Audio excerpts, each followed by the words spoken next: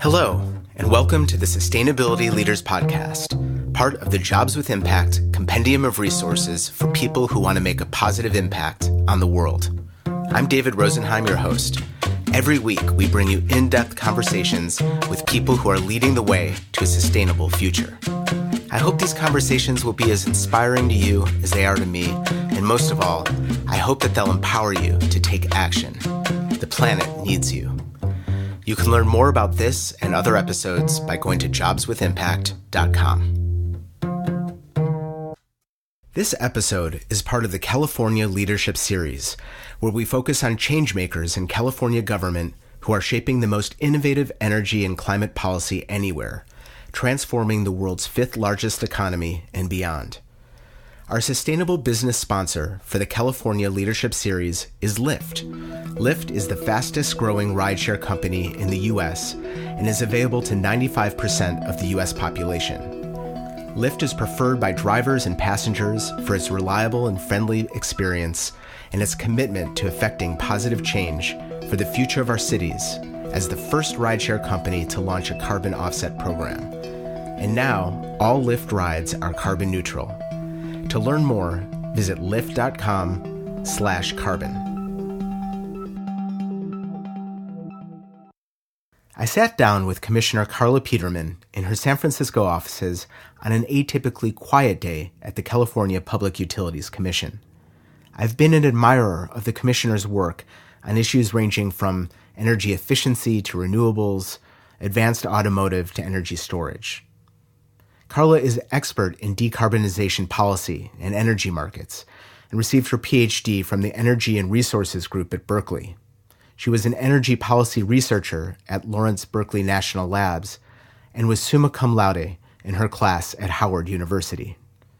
She's not just an energy wonk. She knows a thing or two about business and finance, having spent time at Lehman Brothers and having received her MBA at Oxford University, where she was a Rhodes Scholar, sharing the rarefied league of President Bill Clinton, Senator Cory Booker, and Ambassador Susan Rice. Governor Jerry Brown first appointed Peterman to the California Energy Commission in 2011, where among many things she oversaw the state's aggressive renewable portfolio standard. She was then appointed to the CPUC, where she has served since December of 2012. She has the distinction of being the first African-American woman appointed to the commission, as well as being the youngest appointed commissioner. She sits on the board of the National Association of Regulatory Utility Commissioners, has received numerous awards and accolades, and in spite of all of this, is a warm and down-to-earth person. I think you'll enjoy our conversation. Commissioner Carla Peterman, thank you so much for joining the podcast. I want to start really at the beginning of your journey and kind of understand how you came to public service, but also how you became an environmentalist. I understand that you're from South Orange, New Jersey. Can you talk a little bit about what growing up there was like for you? Sure, yes. From South Orange, New Jersey, and I like to talk about New Jersey being this other bastion of environmental beauty and policy in the states because there's lots of rivers and agriculture. It is the Garden State. And New Jersey is also number 2, I think, in solar production. And so they've also had aggressive clean energy policies. But my introduction to the environment really came from my older brother, Chad. When I was 16, he was in college, and he gave me 2 very important gifts that changed my life. The first was for Christmas. He gave me Aldo Leopold's Sam County Almanac, which is a story about this Midwestern ecologist, conservationist, and it's just vignettes about wildland areas in the Midwest and how they changed as predators changed, as hunting and human interaction. And my big takeaway from that book was that humans can have a real impact on the environment and that there can be unintended consequences. The same Christmas, he shared with me a term paper he'd written about Love Canal in New York. And in Love Canal, New York, there was issues with pollution and contamination of groundwater. And it was a story about the intersection of law and policy and poverty and communities. And that's what inspired me to think about environmental justice and thinking about justice through the lens of the environment. So thanks to my brother, he gave me these 2 perspectives that I've carried with me the following years. That's incredible. I think about the gifts of my older sisters. They weren't quite as profound, but they were, the Beatles' White Album and Simon and Garfunkel's Greatest Hits, I think. Okay, and they also had a huge impact on me, actually. Well, I will say, if we're going down that route, my brother exposed me to Jimi Hendrix and Sgt. Pepper's Lonely Heart Club Band, which two favorites still. Awesome. So older siblings can be pretty awesome. So was nature a part of your growing up? I mean, how did your brother? Not that we have to go too far into his story, but I mean, where did this come from? Were you guys an outdoorsy family? Not at all. We went to parks, but the first time I went camping was in college. And I think probably similar for my brother, but he became very much into outdoor activities in college and shared that with me. But the fact that so I initially was born in Newark, New Jersey, which is a much more urban area. And that's where my family had been from. And so when I first started thinking about environmentalism, I always thought about it, frankly, as something for people who were into spotted owls and trees, something distinct from the community I was a part of and the people that I knew. So it became really eye-opening for me to think about environmentalism in a more broader context and just about how do we preserve the places where we work, live, and play. I went to Howard University for college in DC, historically Black college. And at that university, I started an environmental organization called Hughes, Howard University Environmental Society, that was very focused on how do we make environmentalism relevant to those of us who live in urban areas who don't come from typical wilderness or Sierra Club endorsing communities. And so kind of going back to your question, New Jersey had an influence on me because I didn't have a typical environmental experience, but I got to think about the environment and think about what that it means something no matter where you come from. And you studied history at Howard, did. Is that right? What vein of history, or what was your main interest? So I studied general history, but I actually focused towards the end on Russian and I know he's smiling at me. It's very topical. Actually, Russian and German history, which again was pretty cool to study those things at historically Black college. But I studied history because I'm really interested in how the world works. And I majored in history, but I did double minors in environmental science and biology because I was very interested in seeing the world from a physical systems perspective. And I felt that that course of study was really illuminating, and probably I missed philosophy somewhere in there, but really prepared me to work on the intersection of policy and science in the way I do today. So did you have a sense at that time that that was the intersection that you were going for? I did. I wanted to be an environmental attorney. This was, again, reading the paper about Love Canal and understanding how the legal system has an important role to play in ensuring environmental protection. I thought that's what I wanted to do. And what changed for me, I went on to graduate school, and I was in a graduate program in environmental management where I started taking courses on energy. And prior to graduate school, again, I had been thinking about environmental work, but not about specifically focusing on energy. But the more I looked at energy, the more I realized that what we do in our energy system has significant impacts on the environment. And if we do policy right up front, we can avoid those impacts and avoid having to have protracted legal battles about how to clean up sites, how to make sure certain communities are protected. And so that steered me more towards thinking about energy policy and the realm and vast wide array of jobs that you can actually do in that space. So I know that you went to Oxford on a Rhodes Scholarship, and I know that you also studied at Said, so you got your MBA there. Did you study other topics as well while at Oxford? I did. So the first master's program I did there was called Environmental Change and Management. Okay, so that was at Oxford. It was interdisciplinary environmental program, and there I did a focus on energy economics. And that's what really brought forward my interest in thinking about how the world works from a financial perspective. I guess I thought to myself, well, I know history and I know how it works from a science perspective, but if money makes the world go round, I should learn a bit more about that. So after my master's program, I still had scholarship funding. And so I completed my MBA at Oxford as well, and just got a real better understanding of how corporations work, why they do what they do, which I think is important. If as a policymaker, I make decisions that affect companies' bottom lines every day. So it's helpful to have a more insight into what that impact really is and what motivates them. Because a good policy incentivizes people to do what you want them to do and is consistent with what they want to do as well. So I try to find that sweet spot. Okay, so let's come back to the U.S. then. So you spent, 2 or 3 years in England? I did. I spent 3 years in England, long enough to sound like I had a British accent to Americans, but not to the British. Right. Oh, and I'd be And make a good cup of tea, of course. yeah, and eat a lot of bad food, I'm sure. A lot of chips. And I'd be remiss if I didn't ask what college you were a member of. So I was first at Oriel College, and then my second degree was at New College, and I actually worked at Balliol for a year. So I've seen an array. I actually, my first dorm room was a couple doors down from where Robert Hooke discovered the cell. And so that was the nice thing about being in Oxford. You talk about history, you're kind of steeped in it. Yeah, that's incredible. Okay, so what was your first move when you came back stateside?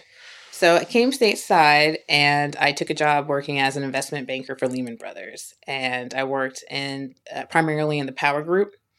And again, I was interested in using my business school skills. It's the type of job that you get if you're going to get it right out of business school. And I thought it'd be a nice opportunity to kind of marry some of my interests. I went there thinking I could work on renewable energy projects or with that desire. But this was in the early 2000s, and the big banks weren't doing major investments at that point in renewable energy projects. So I spent most of my time working on natural gas plant acquisitions or sales, as well as some mergers and acquisitions of companies. And, again, it gave me a good sense of why power companies invest in what they invest in. What are some of the considerations they have in their day-to-day business? Long-term assets. Yeah. And also the cycles. I mean, I think what I appreciated during that time was we were thinking about at that time there was an overbuild of gas plants, but there had been a shortage of them, a few years before that. And so kind of getting a better sense of what it takes to build long-term assets and the life spans of these assets can be 50, 60 years. And so how do we think about good policy? Like, how do we send a signal that's going to hold for 50 or 60 years and a signal that the market can adapt to? I want to talk more a little bit later about signals that states can send versus the federal government and maybe some of the confusion today around that. But I assume that you were in New York for Lehman Brothers. And what brought you west? Yes. So what I kind of came dragging west. I was happy to be back near New Jersey, near my family, and so thought I'd stay on the East Coast. But I decided after about 2 years in banking that I wanted to do something else. I wanted to continue working on clean energy issues and something that I wasn't able to do as easily there. And so I quit my job and I took a piece of paper and I told myself, write down what you want to be. You can be anything in the world you want to be. And I thought about it. And turned out there wasn't a lot of other different stuff I wanted to be. I kept coming back to something around the environment, either environmental writing or something with environmental policy. And I was thoughtful about whether I should apply for a job or go back to school. And ultimately I decided to go back to school to get my PhD because I had been in England for several years. I hadn't been as steeped in California environmental and energy policy and wanted to do that. And I didn't want to have one particular organization's vantage point. And so I pursued a PhD so I could just learn as much as possible and then decide kind of when and where and how I would re-enter this space. And so I was deciding between a school in Connecticut, New Jersey, Michigan, and California for graduate school. And I came to visit the UC Berkeley one week in March, and it was in the 80s. And then I went to visit University of Michigan the following week, and it was in the negatives. And so, suffice it to say, I moved to California and went to UC Berkeley and did my PhD there in the Energy and Resources group. And you were doing research at Lawrence Berkeley National Lab as well. What kind of work were you doing there? Yes. So, the great thing about the reason I chose Cal and the reason I recommend it to others is because you get to work with so many leaders and organizations within this space. The energy environmental ecosystem is so interconnected and so vast and so supportive in California and so deep. So when I was a student at University of California, Berkeley, I had a research position at Lawrence Berkeley National Lab, and I worked with a group that was doing the first of its kind tracking of residential and commercial rooftop solar cost and incentives. The series of reports, and it's called the Tracking the Sun reports. And so I worked on the first two, and where we collected data from the Public Utilities Commission, other state commissions on the projects they were incentivizing. I remember having to email staff who are now at the CPUC at that time as a graduate student and ask for their help. And they were very helpful, I will say. Good for them. They were. Lucky for them. Kind of speaking about the deeper bench that California has, probably the life-changing opportunity I had my first year was I interned at the Public Utilities Commission, where I currently am. I had the opportunity to be here for a summer. I worked on a project that was really interesting, and I actually got to see my suggestions and opinions reflected in the final decision. And I thought, where else can you work where, as someone in your 20s, you can impact a state that has nearly 40 million people? And I shadowed a commissioner during that time, and I said, well, her job is pretty interesting. She gets to do scientific things and policy stuff, but seems to have a lot of power, and people respect her. I might want to do this.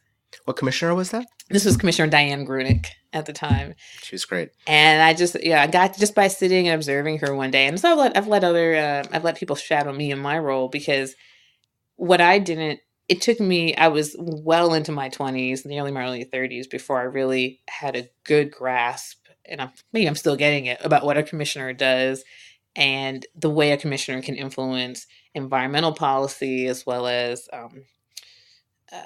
broader resource policy and kind of cost issues. And so that just left a spark in me that this would be the type of institution I might like to work at one day. And I've been privileged over the years to get to the point now to be a commissioner here. So how did you go from your PhD work to landing your first job as a commissioner of the CEC? And was there something in between that I'm missing? No, those are the formal job titles that did the transition. And what I'll say, and sometimes I get asked this by students, especially interns, when they ask about the pathway. When I was a PhD student, I always knew I wanted to do work that was very real world, applied, and applicable. And in academia, you have to make sure you satisfy your academic requirements and the academic community needs. But that can be different than what the policy community might be doing or seeking. So I made an intentional effort during my time in graduate school to be active in policy discussions. So the first thing I did was just to become an expert on the latest policy. I would offer to give lunchtime talks at the UC Energy Institute, at LBNL, in my department about the energy policy acts that were coming out. Or new regulations that were coming out. And that gave me a chance to learn, get up to speed, and hone my presentation skills. I would speak for free at any place that would be willing to accept me. The second thing I did was just talk to people who are working in the space and strengthening those connections. So one of the important ones for my appointment was I served on the board of TURN, the Utility Reform Network. And they're a big consumer advocacy group that practices and for the commission. And I was at a conference and I met the executive director of TURN, and he was asking me about my research, and I was telling him about it and my background. And we had coffee a few more times in the upcoming months. And he said, I'm looking to, we need new board members. We're looking to have a board that is more diverse, more representative of some of the new thinking that's coming out of the universities. Are you interested? And so I said, yes. And I don't think I truly appreciated at the time the influence that TURN has. But as a graduate student, I served on their board. So I think that was critical. And so then these things were moving along. I was thinking about what job to do next after graduation. And I talked to my dissertation advisor and told him my interest. And he asked me if I thought about something in Sacramento. And I wasn't really sure how to pursue something like that. Governor Brown had been elected, just figuring out his administration. And my advisor said, well, if you have a resume or a website, I can pass it along to people who are looking to fill appointments. Just as a fun fact, the governor has like 700 appointments that he or she has to fill. And many of them aren't full-time. Some are part-time, but there's a lot. And you might be qualified for one of them and not even know it. So I got my name came before the governor and his staff, and they were interested in my background and the perspectives that I could bring, and did a few interviews, and voila, I had a job in Sacramento. That's incredible. So it's obviously you had the subject matter expertise that you had developed academically, and also probably to some extent through your work experience at Lehman's, although Yep. Mm-hmm. That wasn't quite energy specific, but Well, because I did work on power plant financing. The way I think about it, again, I won't assume why the governor, all the reasons why the governor appointed me to the role, but the way I think about it is I have discrete experience with several of the different stakeholder groups that you have to find balance between in order to be a commissioner. And enough experience to be credible, but not so much to be viewed as biased, one-sided, or to be universally hated. So kind of hopefully I hit it just at the right time of expertise and experience to be considered for the CEC. And also, I think the ability and proclivity to this is an overused term, but lean in or kind of step up. I mean, I love this concept of giving lunchtime talks for free as a way of helping people out in your academic community, but also kind of exercising your chops, your public speaking chops. Hone your skills. Expanding your network. That's important. A lot of what my job, a lot of what being a commissioner entails that's different from the senior staff you work with is having to communicate the message externally and in a more public venue. I'm an extrovert by nature, so a lot of it comes naturally, but also it came with practice. In the time you spent. I remember I did a presentation in Marin for an environmental group. I stayed up all night to work on it, to prepare this PowerPoint. I don't have to do that anymore, but you have to do it the first few times you go at it. I've spoken at churches, like I've done presentations on environmental stewardship and the Baptist community and what it means for what the Bible says about environmentalism, because there's just so many different ways to approach this topic, and we need to bring so many more people in. We've got to be able to communicate on these issues with people as it relates to the issues that they care about. We really do, and as you pointed out before, the traditional environmentalist community is white. It's male. I'm Black and female for listeners who don't know. Thank you. Thank you. Yep. And we've faced some challenges getting through policy in California because it isn't inclusive enough. So, for example, cap and trade has been met with a lot of concerns from environmental justice advocates and communities. Are we getting there? Are we doing a better job of bringing in more perspectives and addressing concerns of a broader constituency? I think we are in several ways. One of the ways is, so even though there's been an interest in doing that, I think there's always been a question about how do you do that, or how do you fit attention to disadvantaged communities, communities of color, into our traditional rate-making framework, our proceeding framework. For those who haven't had a chance to work with the PUC, our process can be fairly adversarial. We're debating billions of dollars in rate cases, and so you need to be an expert lawyer to oftentimes follow what we're doing. And we've had this question ongoing, which is how do we keep the authenticity, transparency, and vigor of our process while also making it inclusive and respectful of the expertise that members of the public bring just by being from their communities or being affected by the systems that we approve. And so I think one thing that's been really critical for introducing environmental justice issues better into our forums and the Energy Commission and others has been Cal EPA's EnviroScreen. And this is a metric where they look at various indicators in the community that affect economic and environmental health. And they rank communities based on these metrics and identified there's X percent of communities are in the top. They look at what the top, say, 25% of communities are that are most affected by some of these environmental indicators and economic indicators. That analysis is something that we've now been able to use in several of our proceedings. And I'll give you a couple examples. So we've been approving over the last 2 years utility investments in electric vehicle charging. charging for single-family homes, charging for ports and trucks, for commercial dwellings. But we want to make sure that at least a significant percentage of those investments go into disadvantaged communities or communities that suffer disproportionately from environmental harm. How do you identify those communities? The CalEnviro screen is something that we use to identify those communities. And we have done things like require higher incentives to go to investments that happen in the top 25% of those CalEnviro screen zip codes. We require a certain amount of the projects to go there. And we've done that through several proceedings now at the Commission, through our proceeding that funds small scale storage, for example. So I think, first of all, we're making progress because we're putting some quantification around these issues.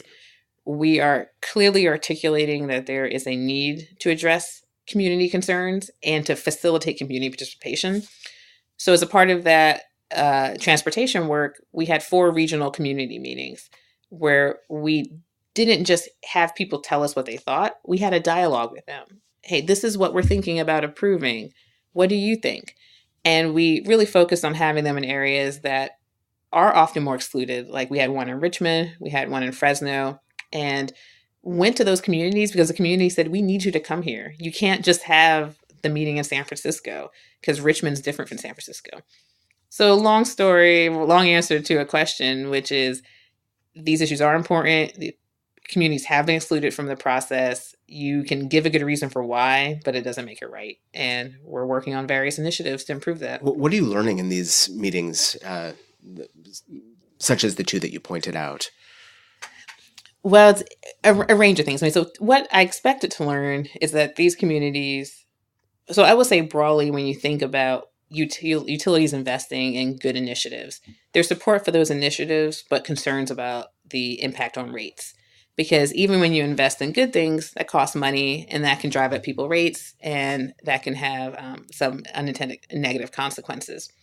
But what I heard more from the people in these communities, even though many of the population probably more sensitive to higher electricity prices, they wanted to see these projects because for them, it's a matter of life or death. When the air quality is so bad that they have asthma, their kids have asthma, they're willing to divert more of their money to electricity bill if they think it's going to help to clean the air. And so really I was touched by people's personal stories. The other kind of interesting factoid I'll highlight, what I appreciated some of these meetings too, is that in different parts of the state, there are organizations that are trying innovative approaches that may not always be before us. So in Fresno, we talked to some gentlemen who operate, I would call kind of an Uber or Lyft, but not Uber or Lyft, an informal one in the Central Valley. I think it's called Ride Sharos or something. And it's the idea that community members give other community members rides. And you need that particularly in places like the Central Valley because the public transportation isn't as robust. People live further distances from towns. And so I also recognize that there might be good transportation and electrification efforts happening that we need to support somehow. Like for those communities sharing rides, how do we get them in electric cars and how do we get them to charge? Now we have companies like Lyft and Uber talking to us about how they want to do that. But what about these more informal networks that could really benefit from it as well? And those aren't people who would be parties to our proceedings, but how can we think about getting them access to chargers? And we just want to know if we didn't go to the community and talk to them. I wish we could do more of the meetings. I mean, one of the challenges is it's a big state. And so, yes, we went to Fresno, but I wish we had a chance to go to Bakersfield. And so one of our challenges is figuring out how do we have more intimate conversations with people, given everyone's limitation on time and staff and bandwidth. It's a challenge. It is a big state, and the economy is thriving, but still leaving a lot of people behind. Yes. At the same time. And now, a word from our sponsor. A special thanks to our sustainable business sponsor for the California Leadership Series, Lyft. Lyft is the fastest growing rideshare company in the U.S. and is available to 95% of the U.S. population. Now, all Lyft rides are carbon neutral. This means that a decision to ride with Lyft is a decision to take a cleaner option, cleaner than driving yourself or riding with another company, and will fund efforts that are reducing emissions and combating climate change. This is a multi-million-dollar investment in the first year alone, which makes Lyft one of the top voluntary purchasers of carbon offsets in the world. In year one, Lyft anticipates offsetting over 1 million tons of carbon, equivalent to planting tens of millions of trees or taking hundreds of thousands of cars off the road. Lyft's investment and impact will continue to grow as the company does. Ride Lyft and join together in effecting positive change for the future of our cities. To learn more, visit lyft.com/carbon.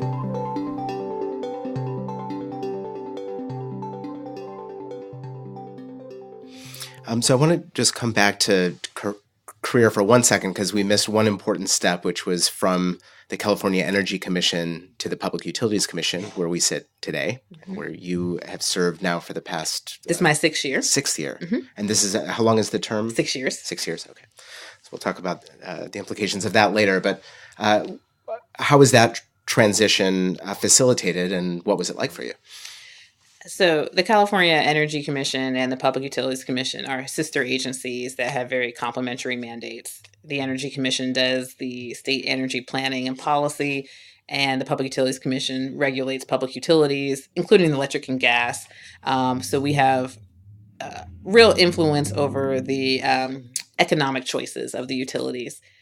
So I worked very closely with the PUC when I was at the Energy Commission. When I was there, I worked on transportation electrification issues, as well as gas and renewables.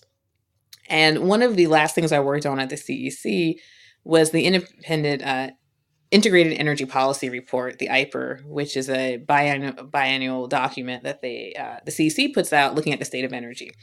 And I did a focused report on renewable energy and what we were going to need to reach the 33% RPS target. And we came up with around, I think, 30 or so recommendations. And several of the recommendations really pointed back to the Public Utilities Commission. The need, for example, for the Public Utilities Commission to do a deeper analysis into the distribution grid and making sure it had robust capacity to facilitate distributed energy resources. And so I've been doing this work and really appreciating that there's a lot of important work to happen at the CPUC. And then, to be frank, the governor's office called me and asked if I was interested in it. I kind of think if you're in a position that you really like and you're happy with, that's when someone calls you to do something else. Right. And I appreciate that there was an appreciation by several folks out there for the work I have been doing at the Energy Commission. And I took it as a compliment that there was support for me taking on a role with more cases and frankly more pressure and a little bit more challenges anytime you're dealing with the finances. And when thinking about whether to make the move, because by the time when I started the CEC, I got into a relationship with my now husband. We were living in the Sacramento area. And so it was a lifestyle change for me to take a job in San Francisco. And I did the commute for the first 5 years of my term. But I ultimately decided to take the job because I thought if I'm really serious about advancing clean energy initiatives and fighting climate change, I should be willing to deploy my skills at this other agency, which is taking on some of these really big questions in the next few years. And once I looked at it like that, it was just a matter of kind of changing my position for the same team. And I took the job. And your portfolio, I mean, when you think back to your initial desire to work on renewables and the energy transformation. I mean, that's exactly what you're working on, right? You have energy efficiency, you have renewables, you have transportation, the transportation transformation. What am I missing? I have a range, though. I had renewables, I would say, until last year, and then now one of my colleagues has it. But during the course of my time, I've worked on RPS, energy storage, energy efficiency, I feel like I'm missing one. It's like your children. You hate to get it wrong. Transportation electrification. I also have general rate cases, phases of those for Southern California Edison, PG&E. I have the PCIA rulemaking, which is looking at cost allocation between CCAs and utilities. Sounds really wonky, but super important if you care about that stuff. So I have just been able to, frankly, personally been involved in so many critical decisions. When I started the on transportation electrification, the PUC did not allow the utilities to invest at all in that space into electric vehicle charging. Um, One of my rulings in 2014 that the commission approved removed that cap on utility investment. And here we are less than 4 years later, and in total, we've approved nearly $1 billion in utility investments in electric vehicle charging. With energy storage, when I started, we had a proceeding that had been open for a couple of years to look at implementing or setting targets for energy storage as directed by the legislature. And when I got here, we'd done work and we knew that there was opportunity for storage to work, but there weren't guarantees. And as the assigned commissioner, I had to make the call of what to recommend to the commission. And so I recommended, 6 months into my term, that we set targets. And the targets were such that at the time, they would have doubled the amount of non-hydro pump storage in the world. Someone once told me that someone in utility read the decision, read the proposal from me and fell out of their chair. I don't know if that's true, but kind of what is she thinking? But you have to kind of go big. And at that time, I remember we thought, we don't know if this is going to work, but we set our targets in a way that they were aggressive, but that ratepayers were protected. Like if the utility couldn't find cost-effective and viable storage, they didn't have to buy it. So I looked at it from the perspective of the worst case scenario is we were seen as being premature in this policy, maybe wasting a little regulatory time figuring it out, but no harm, no foul, no cost. And if we succeed, we can actually provide this grid asset that can help integrate renewables that is considered the holy grail kind of missing asset.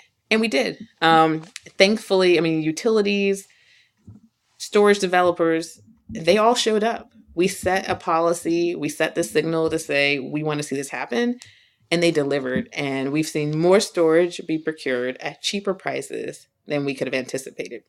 And so I am gratified as a person interested in this work to see it happen, but super stoked that I actually personally got to have a hand in it. It's incredible. And it's setting an example really for the world. And I want to circle back to that in a second, but expanding from your career and thinking about how people who are interested in doing this work can get involved. And obviously, when I say this work, it's pretty broad. So we should probably focus on energy policy. Okay. Since that's really what we're talking about today. But can you talk about the types of jobs that the Energy Commission and the CPUC provide, and sort of the entry points for those jobs? And then maybe we can expand that a little bit to think about the private sector and where this is all going, what types of economic opportunities some of these changes are providing. Sure. Well, the exciting thing about the work of the Energy Commission and the CPUC is that people with a vast array of skills are needed to do this work. And people who are interested in specific detail, from some of our strongest staff at the commission, are those who understand the intricacies of utility tax policy. Because tax policy can have a real impact on how much electricity rates cost in the end. So you need people who are experts in accounting and auditing.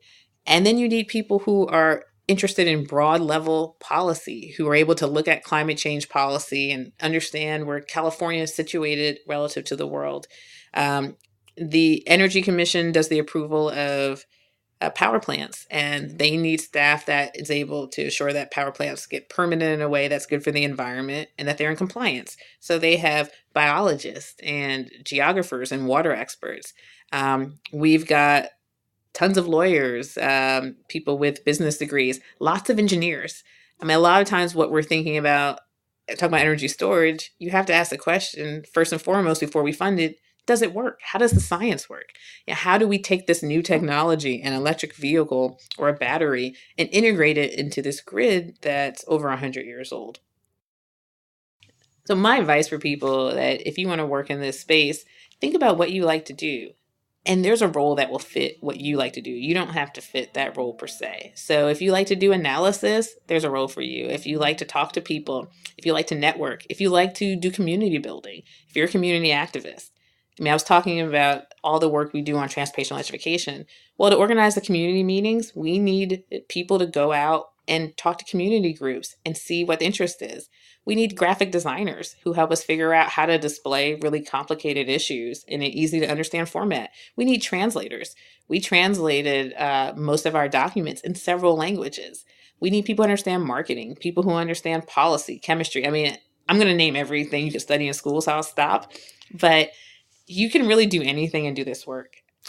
Okay, so then the follow-on question is, because there's so many roles and so many potentially applicable skills, what is the path like? I mean, you took your own path and it was very much your path. Right. This is not like going to business school and then going to an investment bank, right? Do schools, does the CPUC recruit directly from schools? Yes. So, and we're doing a lot more recruitment than we used to because for various reasons, we've gotten our workforce needs are greater. We have significant number of retirees, like a lot of organizations do.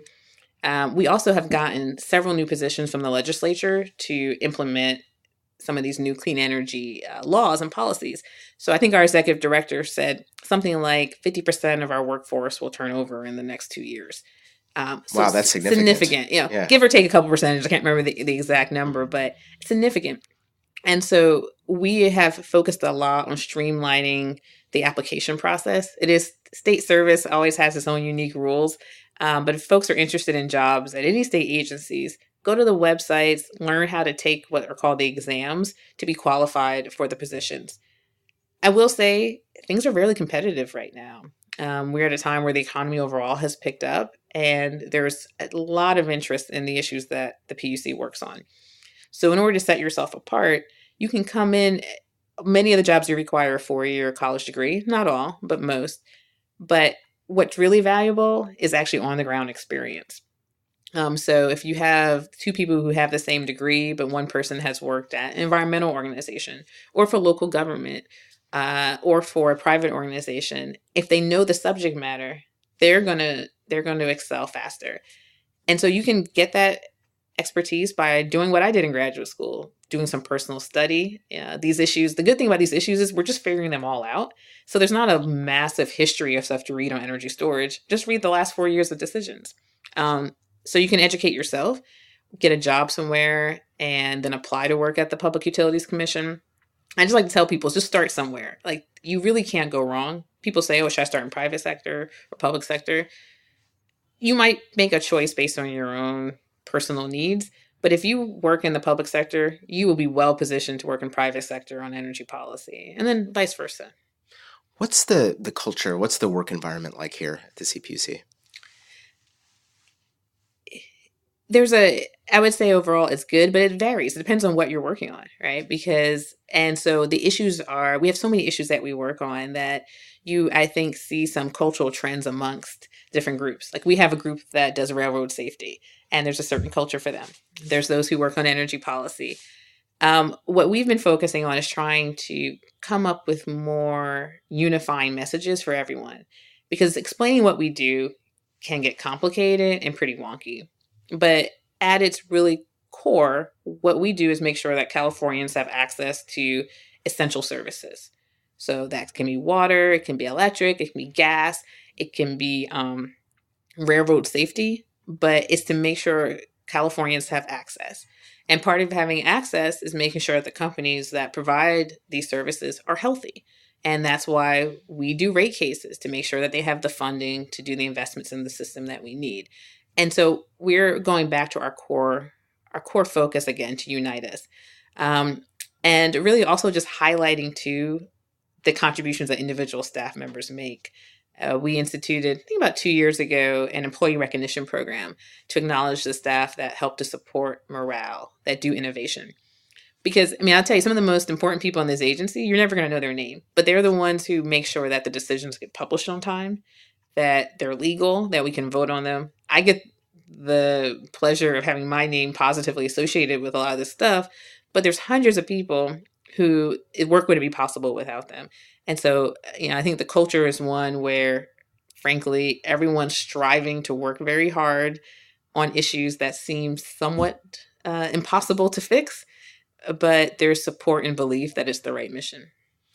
So I want to circle back for a second to this idea of being on the bleeding edge of policy, or sometimes rolling out regulations that seem premature, or, Mm-hmm. or are criticized as being premature.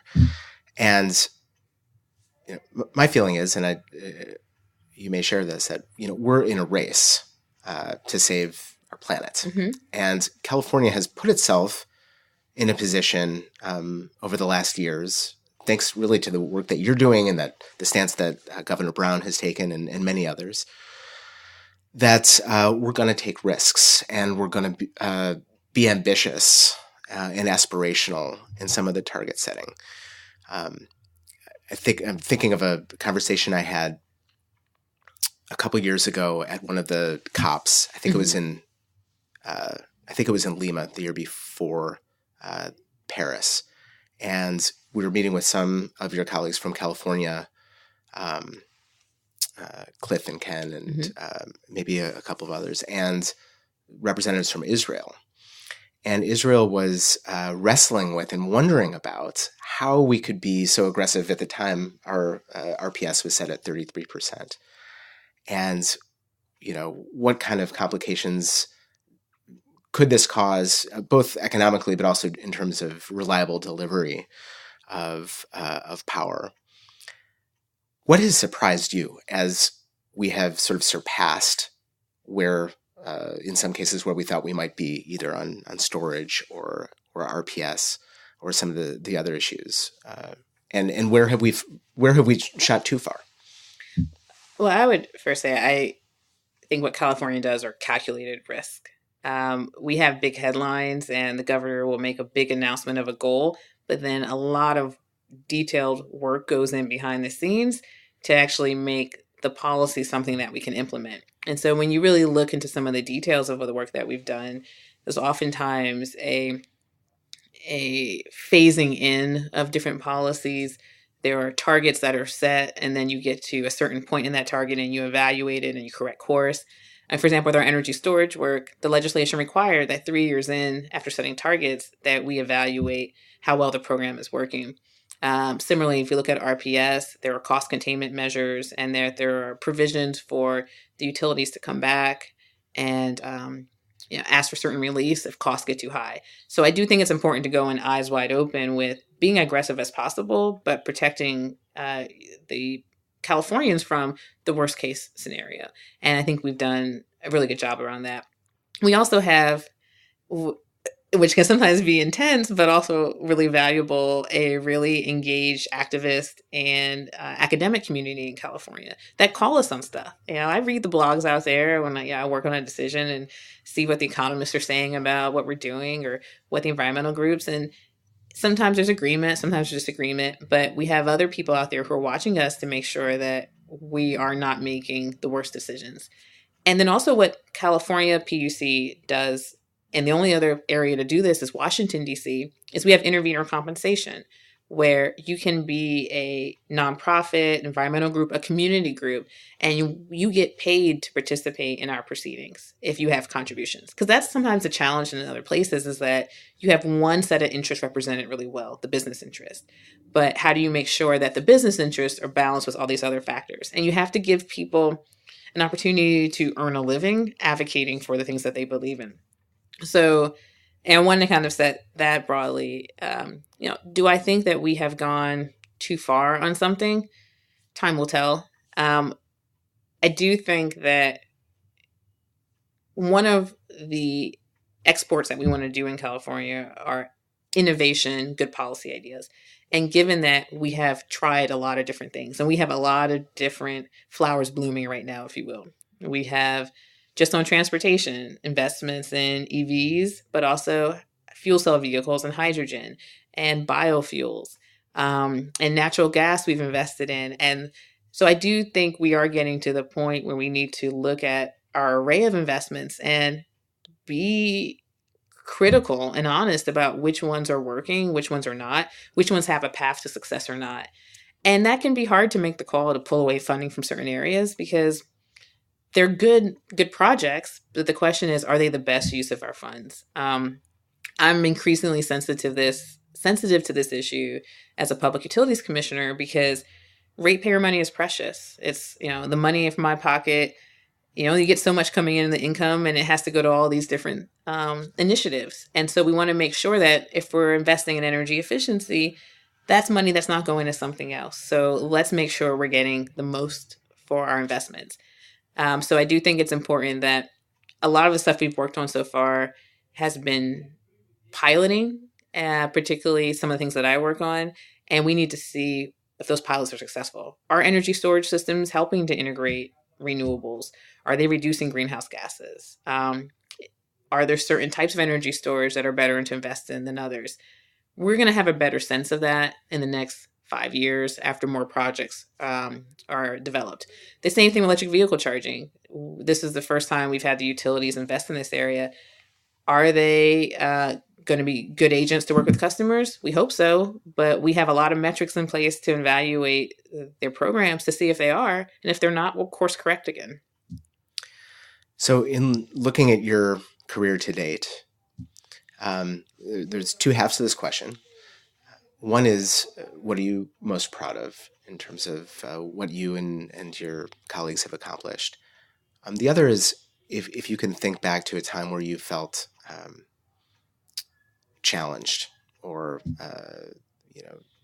where there was a failure or a setback that really put you back on your heels, and how you recovered from that. Well, I'll start by saying every decision matters to somebody. And so I'm proud of all the decisions I've worked on, and some of the smaller ones, you can really see the immediate community or persons that helped. But in terms of my interest, which is in overall reducing climate change, I'm very proud of the work that we've done on energy storage and transportation electrification, because it's groundbreaking. No other states are doing that. And we've seen other states now adopt the models that we have. I'm very proud, and I think we need to continue to grow our work on energy efficiency, but it's an area that California has proudly led on for the last 30 years. And so I see myself as continuing that work and figuring out how do we create more innovative programs to double. I mean, the challenge for energy efficiency is we need to find energy efficiency that we haven't found before. We have gotten a lot of the savings we're going to get out of changing lighting. We've been so successful that how do you get to deeper levels? That's pretty hard. And so I think that's a space that's continuing to become interesting, because we're asking questions that we haven't had to ask before. In terms of challenges with the job, or just professionally, one is that I don't work in isolation. And that the decisions, success is a result of things that I do, but also the legislature and the business community. And some things you just can't control. Sometimes luck breaks your way, and sometimes it doesn't. I recall when I was at the Energy Commission, 2 years in a row, there was two big pieces of legislation I was supportive of seeing pass that didn't. One was renewing the funding for the public interest energy research funds at the time, and that's now called EPIC. But that was collected through a charge, and that the legislature had to approve. And it lost. We worked really hard to provide information about why public research is important, and I thought we made a good case. But ultimately, it didn't pass the legislature. And when they didn't pass that bill, that meant that we had several staff that had to find something else to do. And so that was a hard one, because you believe in the overall program, and you also feel some responsibility for not having explained it well enough to have legislators who represent the public see the value. Similarly, we had a situation like that with transportation funding at the Energy Commission, legislatively approved. It didn't get, the renewal didn't get approved. And again, just felt like we came home with a loss. But on both of those, eventually the legislature in the few years that followed ended up approving programs to replace both of those that are thriving. And so my big lesson is, what's a failure one day? You try the same thing again in a year and 2 years, it could succeed. A lot of it's just timing. And I've been, knock on wood, pretty lucky to ride some nice waves in terms of timing. But if our storage mandate didn't work, we should try it again. And if our electric vehicle programs for some reason don't work, we'll try it again. Like, the issues are too important not to. So persistence and patience. Persistence, patience, and perspective, which is like, when I first started at the Energy Commission, I went from being this grad student to being this commissioner. And I was asked to think about a plan for deploying distributed energy resources. And I remember being at home on a Saturday and just getting a little overwhelmed. Like, this is a lot of responsibility for me. I don't know. It's a lot of responsibility. And talking to a friend who said, it's not your job to fix all this. Like, you just have to write down your thoughts. And once you get some perspective that I have opportunity to make a real change in my role, but it's not my responsibility alone. And then you start to just embrace the community that you have to work on these issues with. It makes it a lot easier to manage. So you started your career with such intention. Really, it seems to me that you envisioned this work. Exactly. Yeah. It all kind of came together nicely at the end. There were some doubts along the way, but it came together. Why are you doing the work today? I mean, you bring such energy and clarity of thought and vision to your work. And I know you have a toddler at home and you're burning the candle on both ends. But what gets you up in the morning? First of all, I believe that climate change and greenhouse gases is one of the biggest problems our society will face. And so I'm committed to working on these issues. And I think that the work that we're doing at the PUC that I'm working on will be vital for that. But I also appreciate climate change isn't the only thing that people have to worry about. They have to worry about putting food on the table. They have to worry about their own safety, support their own careers. And so what I love about the PUC is that it's my job to balance lots of different competing interests and to not just think about reducing greenhouse gases, but also think about how to make sure we do it in an affordable manner. And I like complicated problems. I like fixing them. I like talking to people, clearly. And so this job lets me talk to people, work on really complicated issues that have a lot of importance. And that's why I do it. So perhaps to end on, I understand that your commission terms out this year. Mm-hmm. What's next for Carla Peterman? What's next, indeed? Well, suggestions welcome. I had the distinct honor of being the youngest person ever appointed to the Public Utilities Commission in California. And so I do have to have a job after this, which is, there's been others who've been able to leave, retire. And so I'll do something. Keeping open the possibility of staying in state service, either at the PUC or another agency. And also thinking, though, about where else I can be effective. Going back to what I said about how to get jobs in this space, the work that we need to do, it has to happen in private sector, public sector, academia. And so I feel a lot of comfort that I'm going to have value wherever I go. It's just a matter of where that is. So come interview me, ask me back next year, and I'll tell you what I'm doing. Sounds good. Thank you so much for your time. My pleasure. Thanks again to the Sustainable Business Partner for the California Leadership Series, LIFT. To learn more about LIFT's carbon neutral program, visit lift.com/carbon. The Sustainability Leaders Podcast is a resource of Jobs with Impact. Our engineer and associate producer is Ian Swanke. Theme music is also by Ian Swanke. I'm David Rosenheim. If you like the show, please rate and review us on iTunes or your preferred platform. And be sure to tell your friends and colleagues who want to make a difference. Thanks for listening. See you next week.